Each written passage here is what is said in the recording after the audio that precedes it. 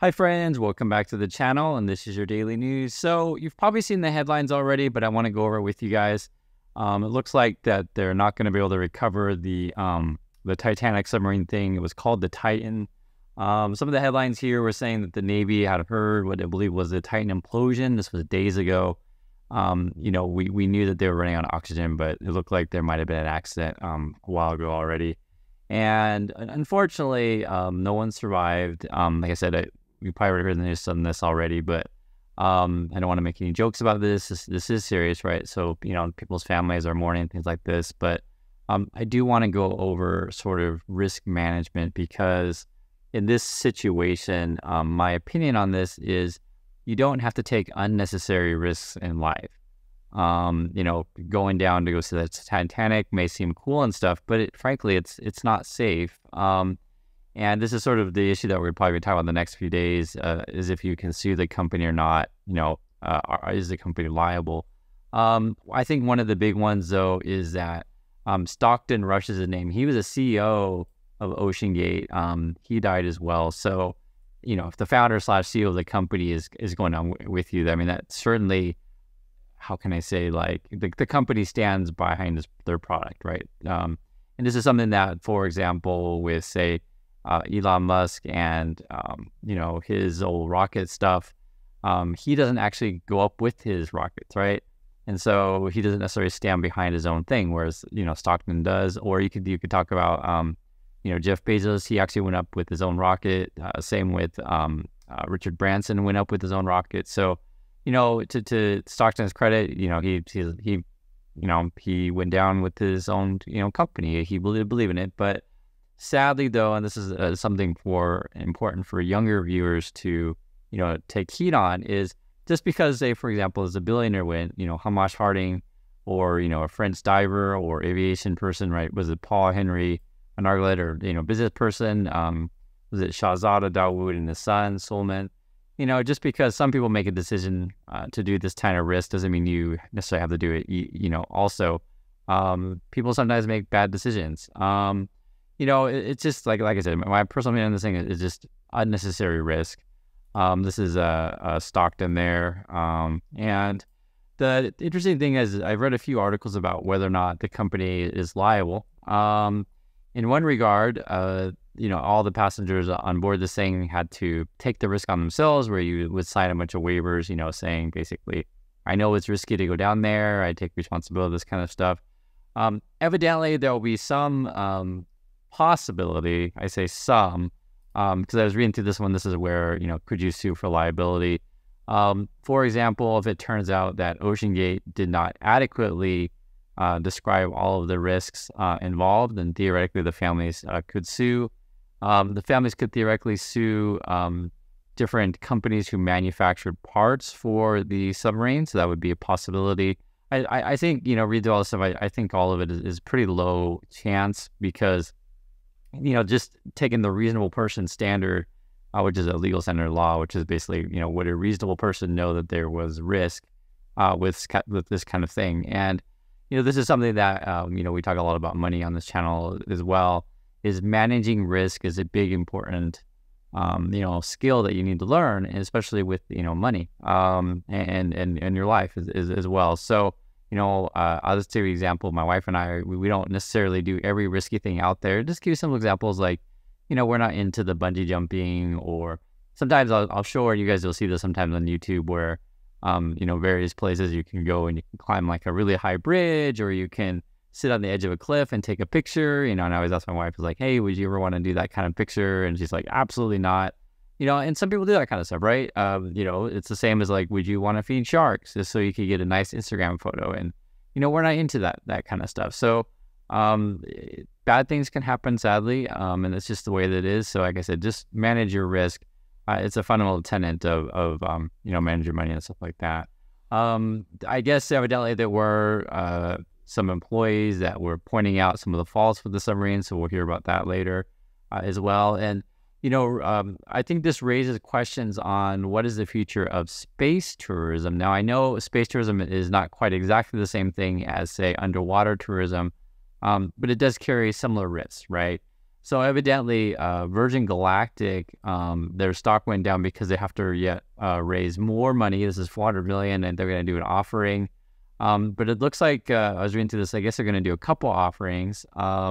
Because the issue is, it's the same as the submarine one. You got to find people who are wealthy enough and essentially risky enough to want to try to do this kind of stuff. And if you don't know, the basis of how these things work is it's like a two-stage thing where you first launch a plane and you have like a little smaller rocket plane connected onto the bigger plane, and then you release the second stage, and then you launch up into space, and you're only up there for like a minute or so. I remember we actually did a live stream of this when he was doing it, but they're going to do a couple different offerings. So they announced one, and they're going to do another. So I would be very leery of this stock for, again, a couple of the reasons. One is that they're not making any money. They're drowning in, essentially losses. And also too, you got to find people who are willing to do this kind of thing. Now, evidently they do have a backlog of people who want to pay for seats on this thing. And it may be a little bit safer than the submarine thing, because essentially what you're talking about is just a short flight that goes very, very high. But yes, there is risk, so don't act like there's no risk. What happens, like say with one of these companies, the Virgin Galactic or the Bezos one, I think it's called Origin Blue, or say Musk are taking passengers up to the moon or whatever, and what if someone were to have an accident, right? And people were to be killed, because that's a real concern for this kind of stuff. What would happen to the industry? So, again, my feeling is just don't take unnecessary risks, and also, companies have to fully disclose, everything about their travel. What is the chance of an accident? This kind of thing. This reminds me of sort of something we've been talking about as well. Several times on this channel, and again, this is all about managing risk. Is what's happening with the real estate commercial real estate issue. This is mostly in the big cities. You can read the headlines here.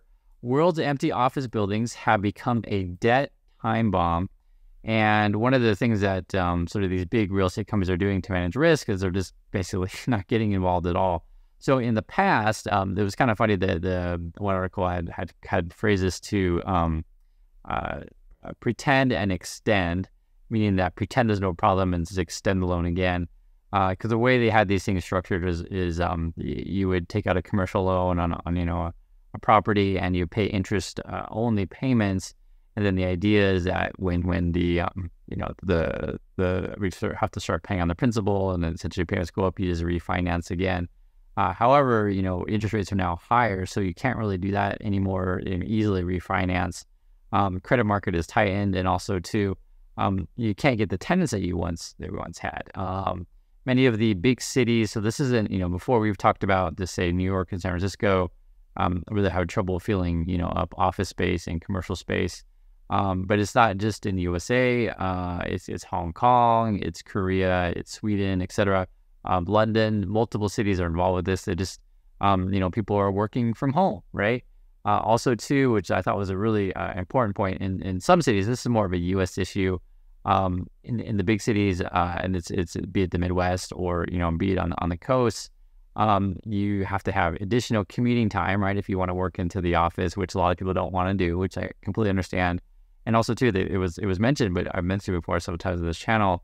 You have to deal with just sadly a bunch of homeless people. And so why would you want to drive, say 40 minutes into the office, and you got to park your car and you have to deal with a bunch of homeless people around your office? It's a real thing. And if you guys don't know, I was visiting my mom, who lives in the Baltimore area, and we visited downtown Baltimore. And I'm just telling you guys, it was terrible. Baltimore is terrible. I'm telling you the truth. And we had all talked about it, and we were in a situation to where it was my brother and his wife, and me and my mom, and then we're trying to figure out, okay, how do we pick them up, because we had parked in a parking garage, and we didn't want my brother to go by himself to go get the car, because it's not safe. And then if I go with my brother to go get the car, then that means we'd leave grandma or my mom, I should say. But she's old, but my mom and his wife by themselves, and that's not safe. And it's just so ridiculous, right? So, anyone who's worked in the big cities in the USA would know this homeless situation is a real problem, and it's just frankly not safe. And then you just have the issue of, is you better off just working from home. And so what's going on is that a lot of the commercial, real estate market is folding, and this is actually really affecting the cities. because they don't have the property tax revenue that they once did, right? So if you budgeted for all of these buildings to be full and, you know, paying taxes, and then suddenly that money is not there, you're kind of underwater as well. So you could have a domino effect here. We will see, you know, how this plays out, but definitely keep watching this. You can see here as you can read the headlines. U.S. office owners get dire warning, rebound unlikely before 2040. So property values have gone down and they may not come back for quite a long time. And it's funny because I always put out these warnings about these scammer guys like me, Kevin, but there's a bunch of these people on YouTube, and whenever they have these kind of big advertisements or put their big face on their car, it's all a scam. And you can read it, how I went from zero to millionaire and beyond with real estate investing. And the way that they portray, you know, real estate / your Airbnb kind of stuff is that there's no risk. It's so easy. And all you got to do is borrow a whole bunch of money, put it in real estate, and people will just magically come and rent from you and you will be profitable. And, you know, this is all about managing your risk, right? So this world doesn't really exist anymore, right? It costs a lot more money to borrow money now. And also, too, the renters may not be there. So just do be aware of that. And it's $650 for his ridiculous scammy course. So it is what it is. Talking about managing risk is actually kind of funny, but this is the crazy world that we live in. You know, all the headlines have been, is Musk and Zuckerberg, are they going to fight? They're going to fight, like physically fight. You know, they were talking about that they're going to have a cage match. Zuckerberg would actually do it. The reason is because I guess he's been training in Brazilian style jiu-jitsu. Musk is saying like he's out of shape. He doesn't never fight, but you know, that happens, right? If you have the money, and Zuckerberg does, obviously, you can essentially buy the whole company, not just the gym, but you can buy the whole company and get the best, you know, instructors to teach you how to fight. So odds on Zuckerberg would definitely win. And to Zuckerberg's credit, he's calling out Elon Musk BS. So, you know, because Elon likes to say a bunch of crap on social media, and, you know, Zuck's one of the few guys that could call him out. So kudos to Zuck there. The more that I see of Musk, the less that I like, but I get it. A lot of fanboys and fangirls that think that Musk is, you know, awesome and can do anything. But we'll see if the cage match actually does happen. However, I would say for Elon, best advice is manage your risk. It's just not worth it. Even if you do beat Zuckerberg, it's just not worth it. You know, same way that going down to see the Titanic in a dangerous, you know, small little submarine is just not worth the risk. So anyway, I'd love to hear your thoughts on any one of these stories today. Do appreciate you always watching, and I'll catch you in the next video.